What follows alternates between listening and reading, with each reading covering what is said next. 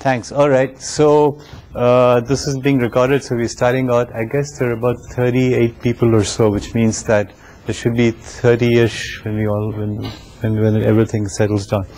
Okay. I wanted to start by giving you like a brief introduction to what the course is about, a brief introduction to sort of how I'm approaching the course, sort of where I come from, and then also how the course can be set up, some administrative details, and then I'll end, well actually after that I'll kind of go straight into the first topic, which is optimization. So we'll actually have some math today. You know, you can't do a course on math without math, so we'll start with the math today.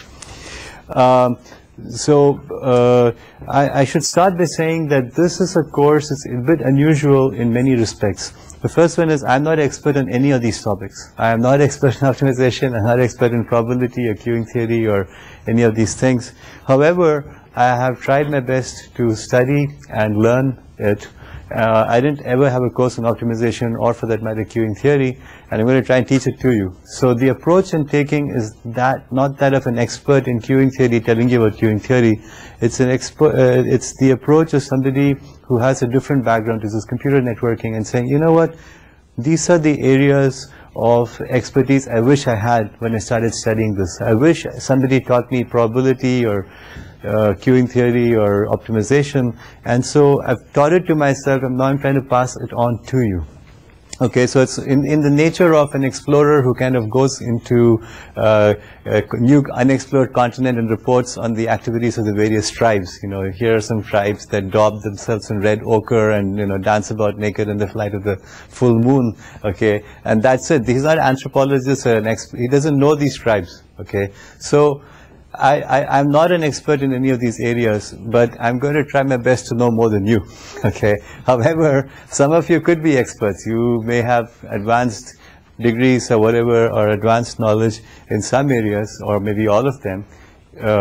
And so please feel free to correct me, because I am not speaking to you from the position of I know everything about it. I'm speaking to you from the position of this is stuff I wish I'd known. I'm going to pass it on to you, and all corrections are very welcome. And so that's I just want to give you that mindset. Just to give you some background, we'll be studying 6 topics over here: optimization, probability, queuing theory, control theory, game theory, and statistics, and not exactly in that order. And all of these are things I sort of picked up after my PhD, which I got before many of you were born. No, just kidding. That's, you know, I got a PhD in '91, and many of these things were not there. So I studied, as part of my thesis, I studied game theory and control theory, and of course you do probability and statistics as an undergrad, or I assume you do probability and statistics as an undergrad. But some of these things don't really show up. We end up reading papers at different conferences that refer to control theory, or refer to queuing theory, or refer to game theory, and you're expected to know it, but how are you supposed to know it? You know, you don't want to do a full course in that. So what this is supposed to be is like to give you just enough background so that you can understand or appreciate intuitively what's going on. So what this course really is a series of tutorials, a series of 6 tutorials. Each tutorial is sort of 4 lectures, and it gives you enough so that you have some understanding of what's going on. Okay. And again, this comes from the fact that this is what I had to teach myself in order to read or review these papers, okay, for these different conferences. So that's what's going on here. The analogy I like to use is what I call a tourist guide. So let's say you go to Paris and you come out of the subway and this big metal structure is in front of you, and you look at it and you don't know what it is. Well, what is this big metal structure? And you open up your guidebook, it says, oh, there's something called the Eiffel Tower, you know, it's built 100 years ago, and gives you some description of what it is. So at least you know what the Eiffel Tower is. However, you don't learn how to speak French, okay? This course will not teach you how to speak French. It will tell you that's the Eiffel Tower. So you don't look like, so you're not a complete idiot when you go there. Okay, so this you can think of as remedial guide to complete idiocy in optimization and queuing theory, if you wish. However, I don't want to sacrifice mathematical rigor. So the approach I want to take is to explain the same idea 3 different ways. First is sort of intuitively, and the second thing is mathematically, where the mathematical formalisms are all correct, and the third was through an example. So there's going to be a lot of examples, and everything's going to be explained with examples. So that sort of gives you roughly the flavor of the course. Let's see, are there any questions about any of this? No? Okay. All right. So the second thing I wanted to go through was some of the sort of administrative details.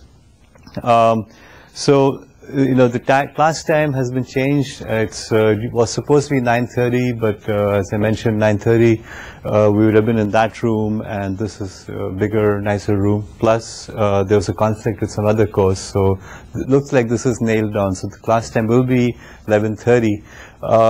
I didn't know how much time to expect, so I asked for 2 hours in case I run over. But most of the time I expect it to be about an hour and a half, and if there are a lot of questions or whatever, we might go over maybe 10-15 minutes.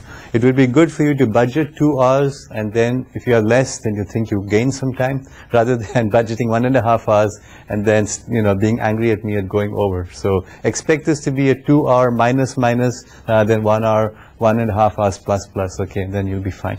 So, but it's roughly 1.5 hours, but I might run over. There's going to be 24 lectures starting with this one, so as far as I can make out, there are no holidays falling on any of the lecture times, so no luck for you. And it'll be Tuesday, Thursday, 11:30 to 1-ish, so that's twice a week. I am teaching from a draft of a book that I'm writing, and the book is actually a revision of a book I wrote 12 years ago. And so I'm adding sort of 6 appendices, and these 6 appendices actually constitute this course. The Mathematical Foundations is part 3 of the book that will come out sometime next year. So what I'm doing is I'm actually putting all the material online, the PDFs. You can, if you just Google my name on, I had the fortunate position of being the first hit on Google, so you just type that into Google or your favorite search engine, and it will pop up as the first hit. Click on it, and the first item in the news as of today is I'm teaching this course. Click on the name of the course. It puts you into the course outline, as well as the PDFs for the first 2 sections, which are the ones which I've revised enough to be enough to show you. And you can just download it and, you know, look at it and so on. And it's a draft, but in reasonably good shape. And I noticed some of you actually printed it out, so you know that it's in reasonably good shape. It sort of looks like a book, even though it's not yet published. Let's see. And then I'm going to use that same page, that same link from my website to be the course web page as well. There are many other things that you can use for websites. There's ACE and various other things. This is a wiki that I run and manage. It's easy for me, and I don't see any reason to change anything. So if you just Google my name, you'll find a link on that page to either in the news section. Actually, it will migrate in a few months, perhaps a few weeks, to the left bar in the courses. There is a link called courses, and you can look in the current course and it'll be a link to this. So you can always find it from my homepage, and that shouldn't be too hard to do. Okay. Any questions about any of this stuff here? Yes? How are we being evaluated? I'm coming to that. Yeah. You will hear it in gruesome detail. This is just questions on what I said so far. Okay, so let me see the couple more things administratively, and then I'll go into the marks and a few other things. So one thing I like to do is to know the names of all the students in the class. And I actually recognize some students here who took my grad course in 2004 fall. And so you guys, it's about time you left, I think. But actually it's good to see people and I know their names. And in fact, these are students who you begin to see over and over again, and you kind of over the course of the years, and I expect to see many of you again. So I'd like to do that. So what I'd like you to do is that when you ask me a question, tell me your name, and then this way hopefully I'll do it. The other thing I'm going to do, and you're not going to like this, but it helps me, is I do a roll call at the beginning of class. I actually call out your names and you raise your hand if you're there or you're not there.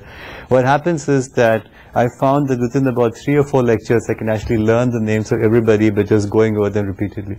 And last time I taught, I had about 95 students in my class, and I had all of them down in about 6 or 7 lectures, which was pretty good.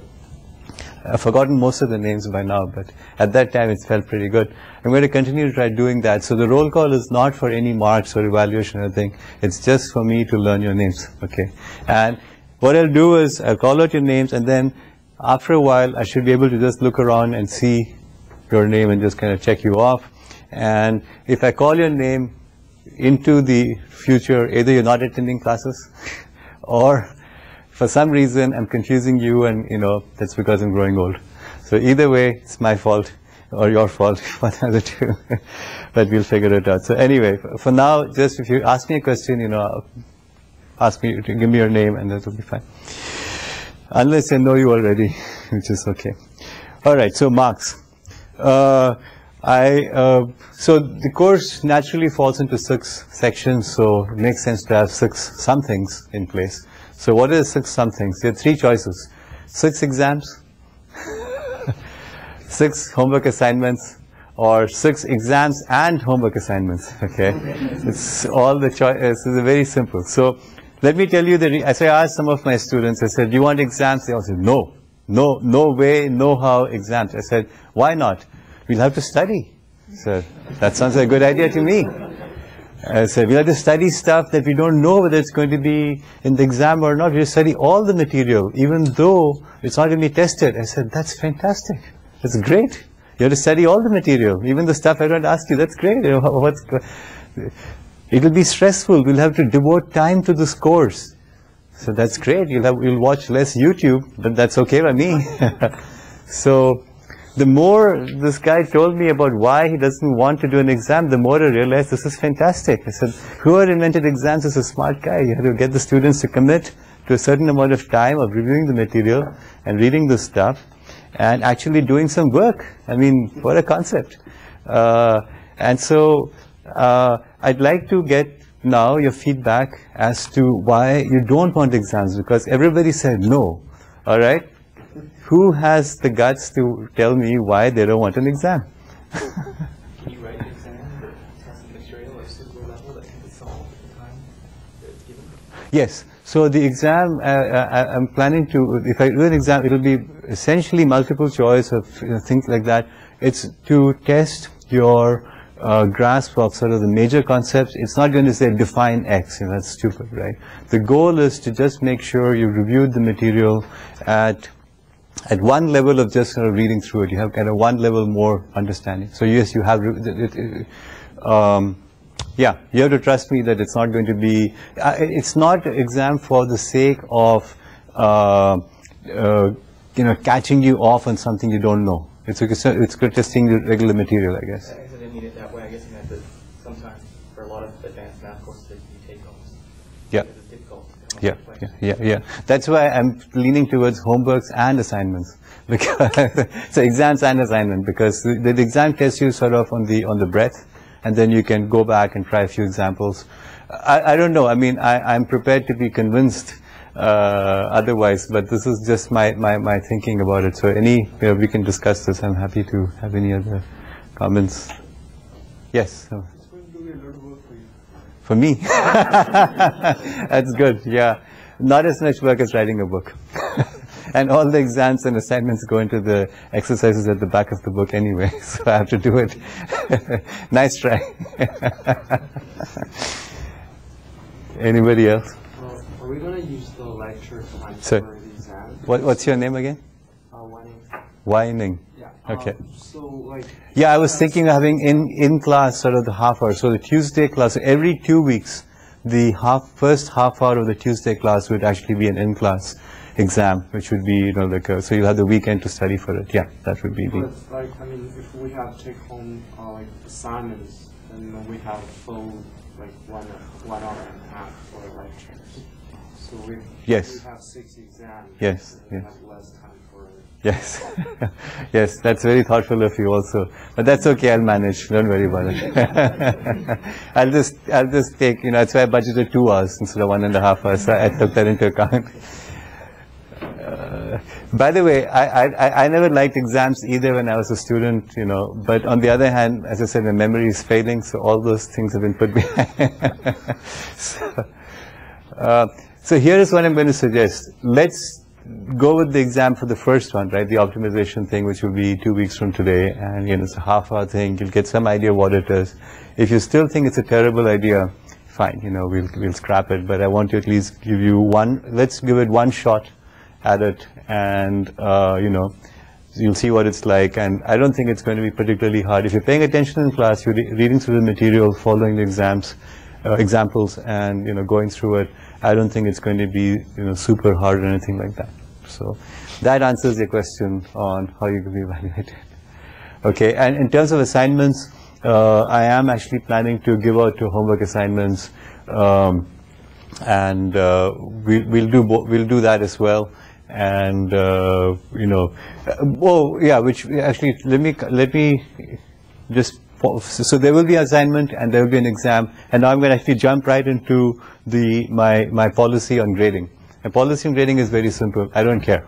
Okay, I just don't give a damn about grading, and it's on video and it's true. The last time I taught a course, what I told people was to email me the grade they wanted on the final week. They said, I want 95. I gave them 95. You know, they want 98. Nobody asked me for 100, but if somebody asked me 100, I give them 100. Why? Why do I not give a damn?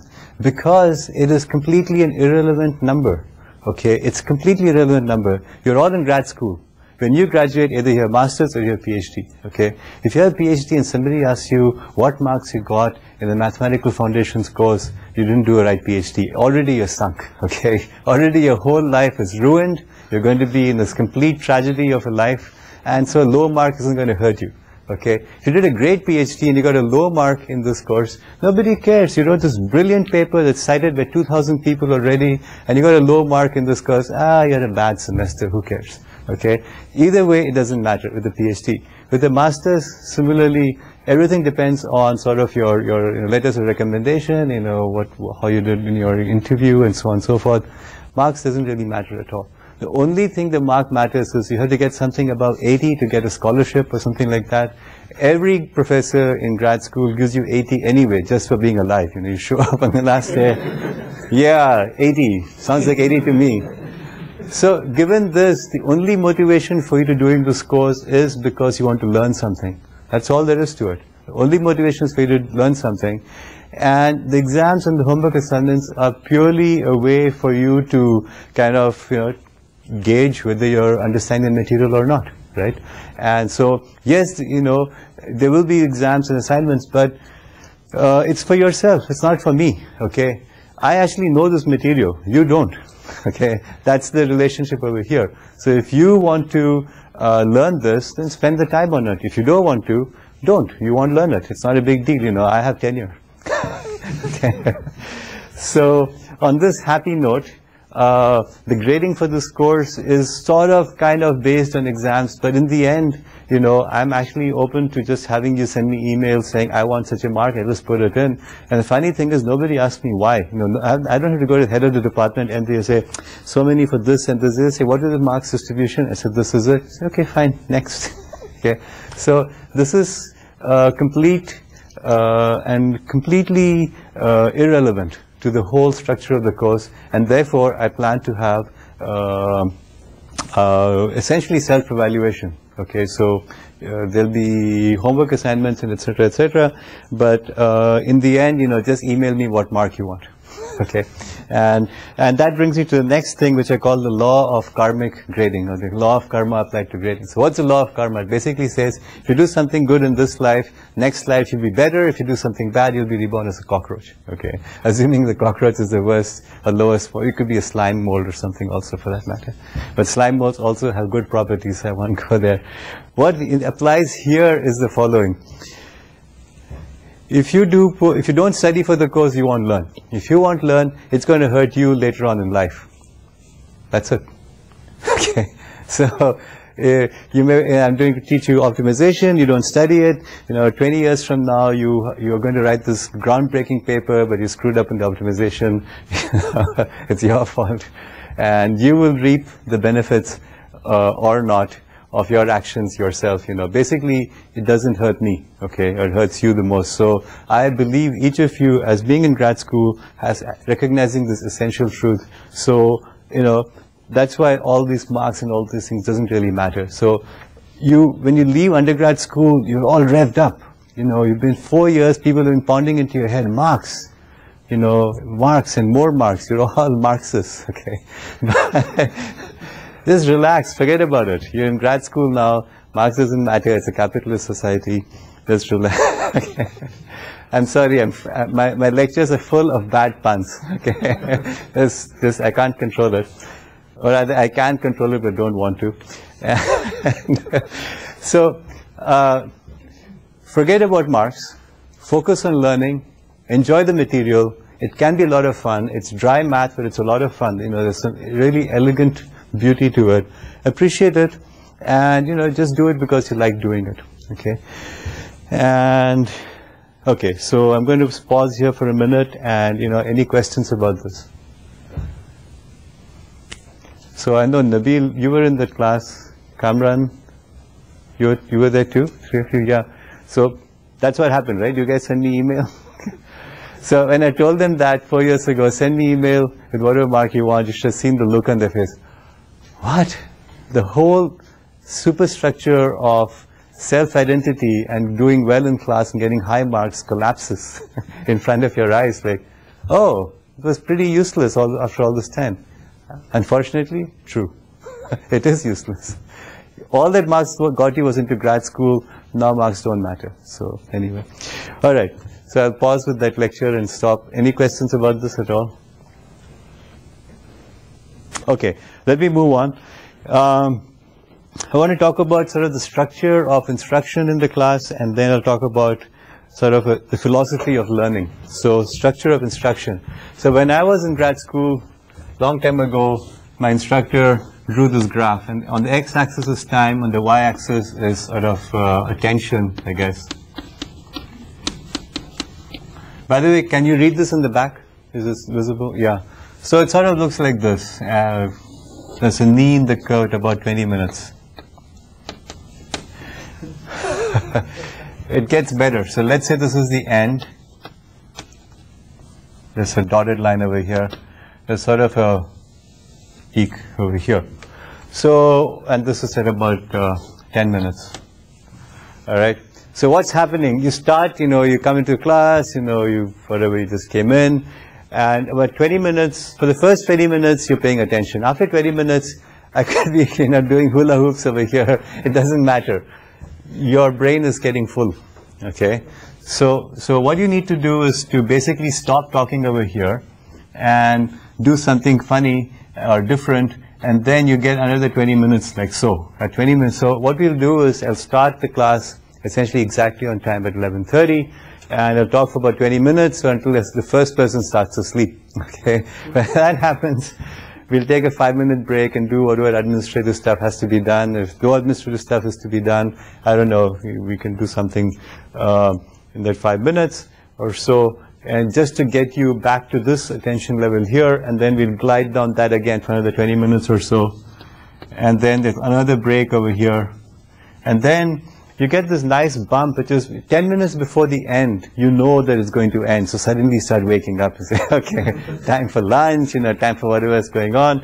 So basically this leads to a structure of 20 plus 5 and then 20 and then 5. And the last one is 30 because you kind of go down and then just when you're at the bottom you perk up, knowing that the whole thing is going to end pretty soon.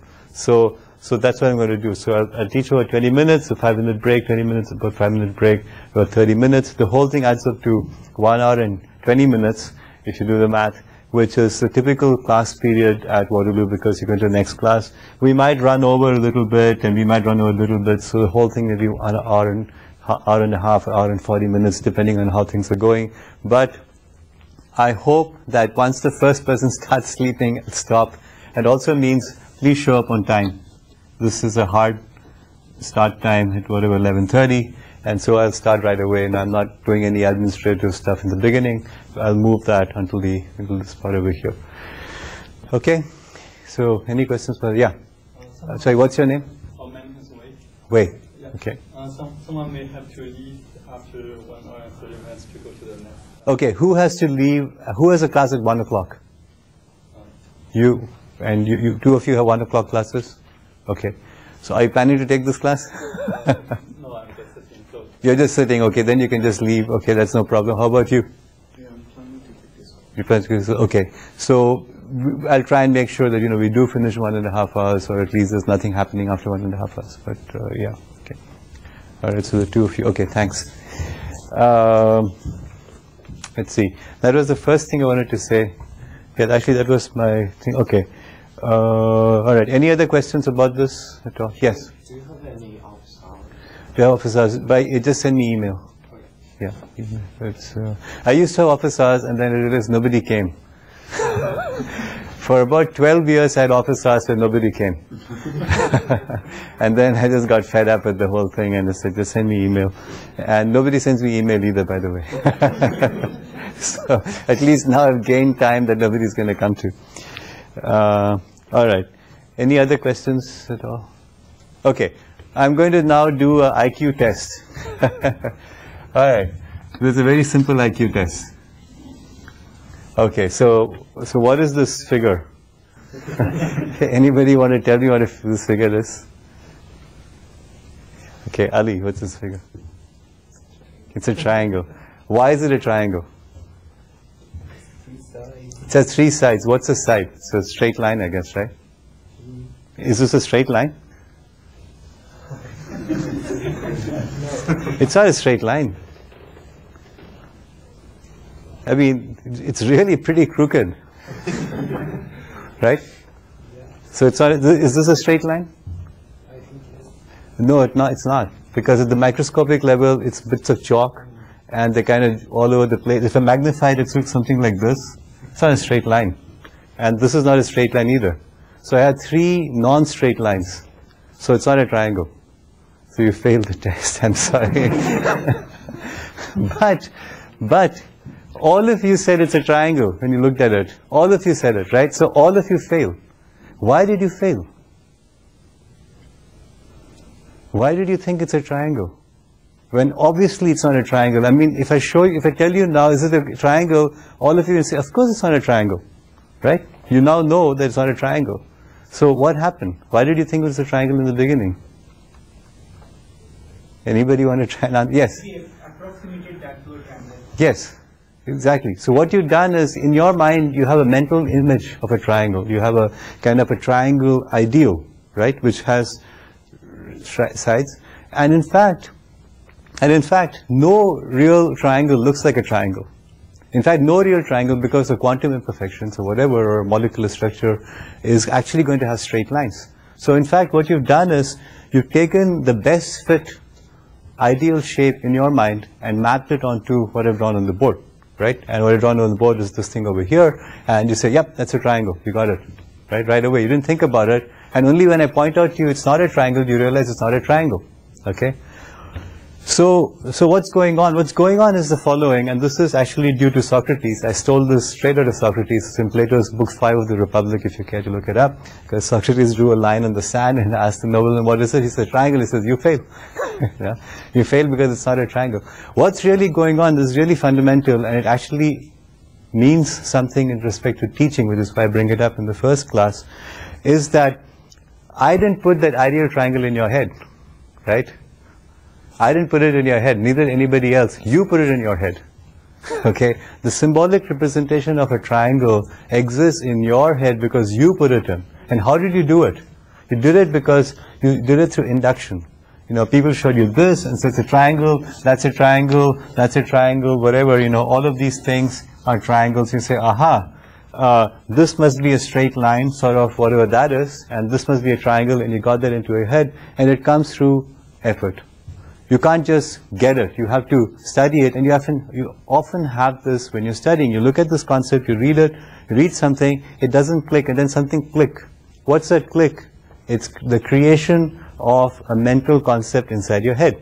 And when you have that mental concept inside your head, then you actually understand what's going on. And the only way to get there is by doing it, by studying.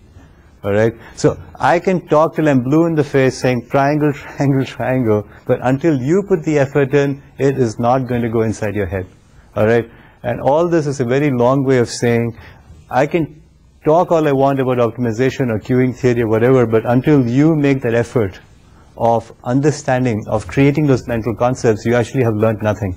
Okay? Because 2 years from now, something else will pop up, and you won't say triangle, you'll just say, oh, 3 jagged lines. Okay, because that's what you see. So what education is about at a fundamental level is to allow you to create these mental concepts inside your brain, and only you can do it. I can't do it. Okay? So I'm going to help you. I'm going to tell you about triangles in 10 different ways, but at the end of it, that effort has to come from you. Okay? And I'm just saying that in some sense, you're sort of partners in creating mental concepts. I'm trying to give you the intuitions, and you have to work at it by reading the text, by following the examples, coming up with your own thinking, and if you do that, it will actually get into your brain. Okay? And that's the only way it's going to happen. Okay? Alright, go ahead and try this on all your friends. You'll be surprised how few of them will say, that's not a triangle. It's a bad party trick.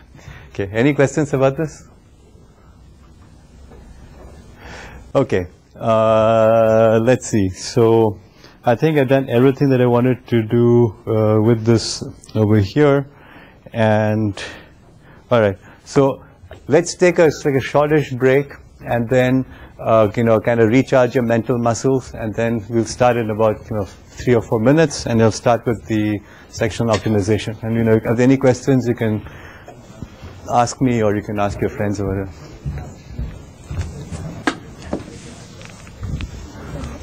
Okay.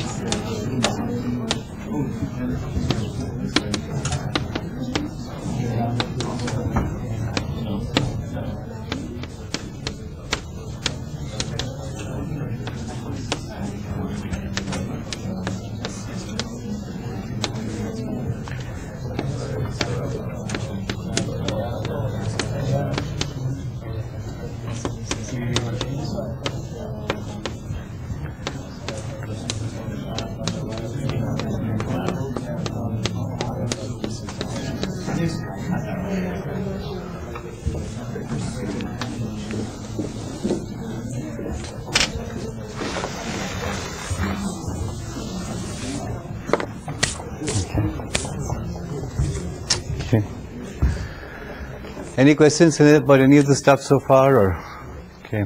So, by the way, this first part was sort of the comedy section of the course. After that, it's all tragedy.